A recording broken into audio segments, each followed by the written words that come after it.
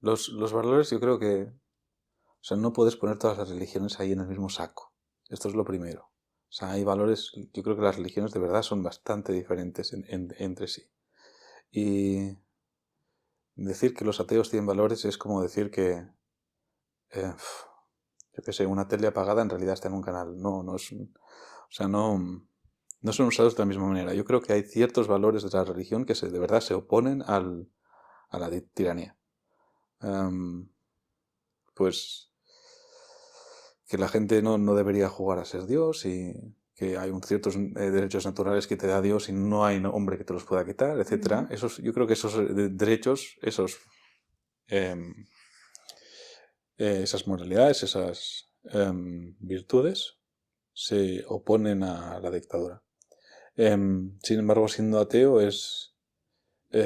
como no tienes ese centro moral, de vez en cuando es más fácil oponerse. También es verdad que es muy fácil usar el hecho de que alguien, si le dices si tú haces A, B y C vas al cielo, Claro. y si no vas al infierno, para hacer que haga barbaridades, ¿no? Y entonces, pues, ahí tenemos que hacer distinciones de religiones, de por qué creen que vas al cielo y de cómo son usadas, ¿no? También. Pero, bueno. Es como fácil adueñarse. Uh-huh. Yo creo que históricamente es lo que ha pasado, que pues grupos de poder se han adueñado del poder y de la imagen de Dios y de la palabra de Dios. Es como yo transmito, mi palabra es la de Dios. ¿Tú crees que lo Y hicieron a pasan los propósito reinados. o crees que lo hicieron? Yo creo que es a propósito. Cogieron, pues por ejemplo, en el caso del cristianismo, cogieron las historias de la Biblia, que se dice que realmente eran como cuentos o leyendas para el pueblo. Uh-huh. Y para transmitir estos valores Uh-huh. ¿no? de tratar bien a la gente, Uh-huh.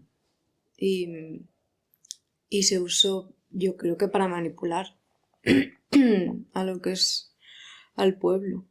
Y por eso la generación de nuestros padres, Uh-huh. que decías tú, tu padre, como que les genera rechazo porque han vivido... Bueno, mi padre también vivió en un orfanato de monjas durante sus primeros 17 Tu años padre de vida. es tu parte polaca. No, de Tu padre. Ceuta. De Ceuta. Ah, Ceuta. Su padre murió cuando él era muy pequeño y creció en un orfanato. Entonces en ese orfanato la religión era un orfanato de monjas que les obligaban y le generó un rebote brutal, lógicamente. ¿Cómo no va a pasar? Pues eso. ¿Mm? Es como que mucha gente ha vivido malas experiencias de pues monjas o curas. Sí. Lo de que creo que la clave está en lo que decías de que la espiritualidad tiene que ver con uno mismo. Sí, y además es que está escrito en la Biblia. Sí, pero se inventaron la figura del cura Mm. para que hubiera alguien de intermediario y no. Entonces tienes que ir a la iglesia, tienes que ir a confesarte al cura porque eso es un buen cristiano. Cambio, Bueno, no lo puedes hacer tú solo por tu cuenta porque si no, no te tenemos controlado. Te nos necesitas. no sé si es una invención pura de eso.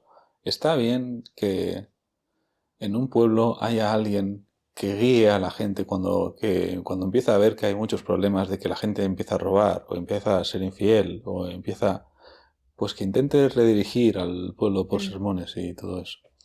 Y bueno, es que la regla de que los curas no podían tener mujeres es por eso, porque como se sabían los secretos de todo el mundo, si no puedes contarle los secretos a alguien que crees que compite contra ti, ¿vale? Así que no puede competir contra ti de esa manera, ¿no?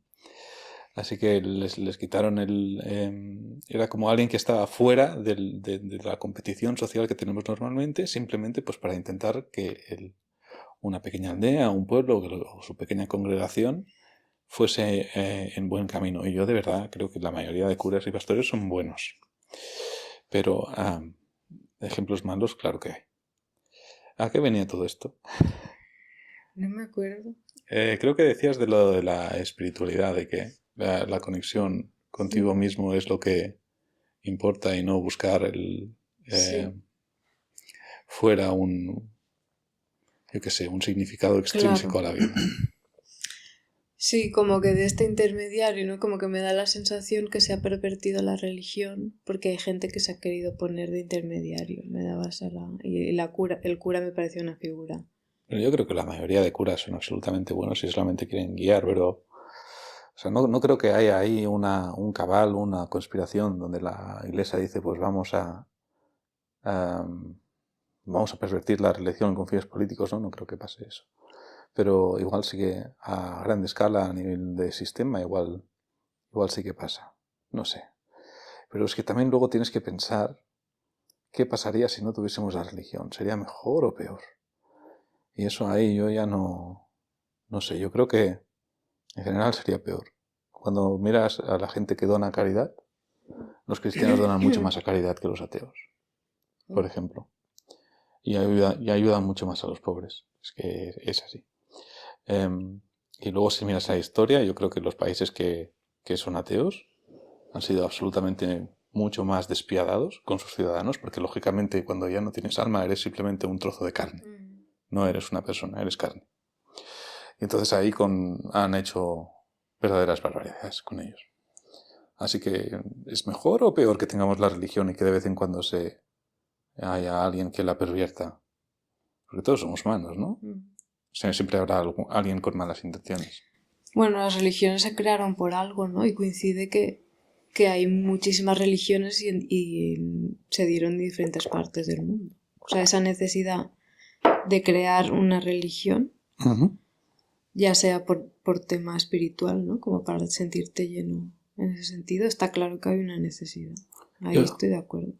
Yo creo que surgieron simplemente por consejos que se daban de padres a hijos y abuelos a hijos, de cómo ser buen hombre, cómo vivir una buena vida. Y a partir de esos consejos surgieron historias. Y a partir de esas historias salieron héroes y mitos, y héroes de héroes, que al final acabaron pues resonando con todos nosotros. Los que más resonaban y los que más útiles eran los que más se pasaban y acabaron siendo religiones. Así que... ¿Pero tú crees que hay... O sea, hay mucha gente que considera que, por ejemplo, Jesús existió y que era una persona normal hasta cierto punto, que de hecho hay ahora una serie, un documental, bueno, que enfoca todo este tema desde una mirada que a mí me parece distinta a lo que me ha llegado a mí, al menos tradicionalmente, que no solo habla de que o sea, para mí está claro que las enseñanzas, digamos, de la Biblia son enseñanzas, son historias abstractas en donde, de hecho, si te pones a mirar análisis, es súper complejo y súper profundo y que no son literales. Claro. Que no es necesariamente caminar sobre las aguas o partir el mar o lo que sea, aunque hay gente que considera que hay cosas, y es decir, que los milagros ocurrían, pero que, por ejemplo, que lo que decía Jesús es lo que se nombraba como Dios, no era más que un potencial humano que todo humano tiene y que él... hay una historia de Jesús en la que desaparece durante, creo que son 20 y pico de años, en donde se supone que él se convirtió de alumno a maestro, digamos, ¿no? Entonces vuelve con enseñanzas para la gente. El retorno del Jedi. Y que lo que está esta historia en la que van en una barca, en una tormenta, y él, todos están súper asustados, él con sus discípulos, ¿no? Y que él se pone a caminar sobre el mar y invita a uno de sus discípulos a caminar con él, como que insistía mucho en que, oye, no me pongáis a mí por encima de vosotros, porque Dios está en vosotros, ¿no? Era este mensaje de lo que yo hago, lo hago para enseñaros de alguna manera cosas, pero todo el rato os estoy diciendo que esto está en todos nosotros, ¿no? Que no es, que yo no soy especial porque sí, sino porque han dado el camino, digamos, y entonces Pues estoy en un lugar y entonces esta persona, el discípulo, la historia dice que bajó y andó sobre las aguas, pero en un momento dado dudó y se hundió.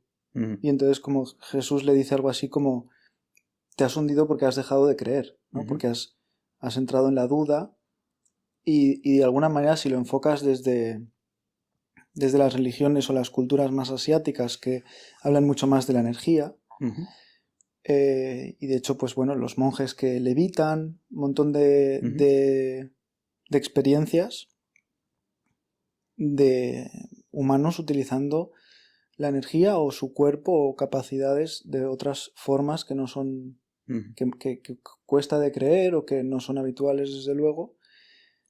Y para mí es como demasiada coincidencia que muchas religiones, muchas culturas hablen de las mismas cosas, que puedas encontrar muchas cosas en común y que todo eso no tenga una base, pues que no sea ficticia, ¿no? Que sea una base real. Y bueno, a mí me parece fascinante esta cosa de las historias como enseñanzas y que no es para tomárselo literal y que en muchos sitios tú vas a un sermón de un cura, te explican la cosa literal y no te explican la moraleja, por así decirlo, ¿no? No te lo traducen. Es decir, ¿qué significa el arbusto en llamas? Bueno, pues hay un montón de análisis, ¿no? ¿Qué tipo de arbusto era? Era un arbusto de espino. Bueno, da igual. Era como... Yo no me lo sé, al menos, ¿eh? Pero si os lo sabéis. Yo iba a decir otra cosa. Son como... que todo tiene un significado y que si te lo tomas al pie de la letra te estás perdiendo la enseñanza en sí. Entonces hay curas que te lo explican o incluso pues esto, ¿no? De la psicología o... Sí, son estas moralejas que yo me di cuenta que son muy útiles de vez en cuando. Lo que decías tú de que Dios está en todos nosotros, esto es una de las cosas que me di cuenta yo que me cambió la visión de la religión. Esto, por ejemplo, lo dice en Charlie Chaplin en una de sus grandes películas. Dice que el reino de Dios no está en un hombre, no está en un grupo de hombres, sino que está en todos los hombres, está en ti. Y eso está escrito en la Biblia. No sé, para mí eso fue absolutamente un cambio de chip.